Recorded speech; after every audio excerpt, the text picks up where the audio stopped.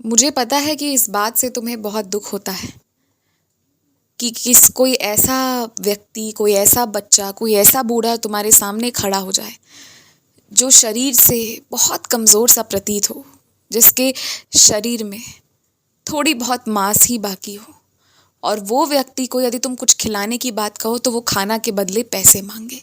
मुझे पता है ये सब से तुम्हें बहुत अजीब लगता है और तुम्हें समझ नहीं आता कि अपनी अच्छाई को बरकरार रखे या मुंह मोड़कर वैसे चले जाएं। क्योंकि एक तरफ तो वो खुद लाचार हैं और दूसरी तरफ इन सब के बावजूद उनका ध्यान सिर्फ पैसे पर है। तो जब ऐसी स्थिति उत्पन्न हुई है ना, अब मैं सुनो क्या कहूँगा तुमसे। उन्हें पैसे क्यों चाहिए ये तुम्हें नहीं पता ना। उस क्यों के पीछे का कारण बहुत हो सकता है। हमेशा ऐसा नहीं होता है कि कोई तुमसे पैसे ले रहा है तो उसका गलत काम ही करेगा।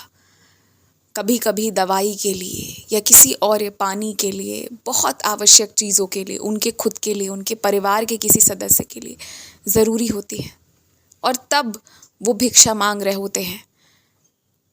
तो ये भी हो सकता है एक कारण। इसलिए ना, जब तक तुम्हें क्यों नहीं पता है किसी भी चीज़ के पीछे का, तब तक किसी से नफ़रत मत करो। प्यार करना जारी रखो। जो भूखा है या जो तुम्हें बहुत लाचार दिख रहा है, तुम उससे साफ कह दो कि माफ़ करना, मैं तुम्हें पैसे नहीं दे सकता, मैं तुम्हें सामान दिला सकता हूँ, मैं तुम्हें खाना दिला सकता हूँ। और बस वही करो जो तुम्हारा दिल तुम्हें कहे करने के लिए, वही करो। ज़्यादा चिंता मत करो। इस सृष्टि में अगर कष्ट बहुत सारे हैं ना, तो मेरे बच्चे भी बहुत सारे हैं जो बहुत अच्छे हैं, निश्चल मन से, बहुत प्रेम से सेवा कर रहे हैं। ऐसे मेरे बहुत से बच्चे हैं। तुम भी उनमें से एक हो जिसके मन में बहुत प्रेम है। ठीक मेरा ही गुण लिया है तुमने भी।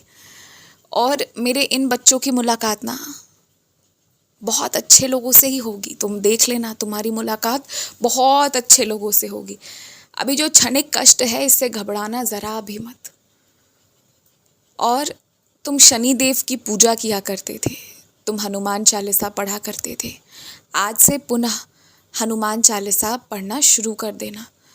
मैं एक बात कहूँगा तुमसे कि कोई साधना करता है ना, हो सकता है कोई पूजा पाठ करता हो तो वो बहुत देर बैठकर बहुत कुछ करता हो, 108 माला की बहुत सी जापें कर लेता हो, बहुत सी चालीसाएं पढ़ लेता हो, लेकिन तुम एक से शुरू करो। तुलना किसी से नहीं है।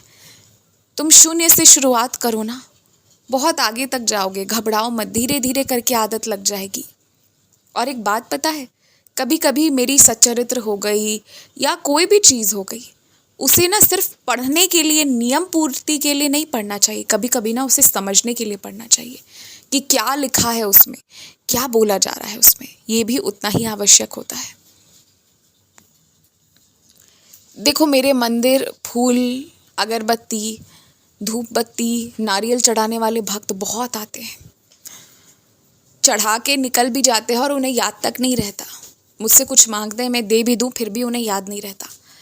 लेकिन बहुत कम भक्त हैं जो मेरी शरणों में आकर मेरे पास ही रहते हैं, और जो बहुत प्रेम से, एक अलग भाव से, सच्चे भाव से एक फूल भी लेकर आते हैं तो लेकर आते हैं। जो भी लेकर आते हैं उनका चढ़ावा स्वीकार होता है, क्योंकि उनके भाव बहुत सुंदर होते हैं।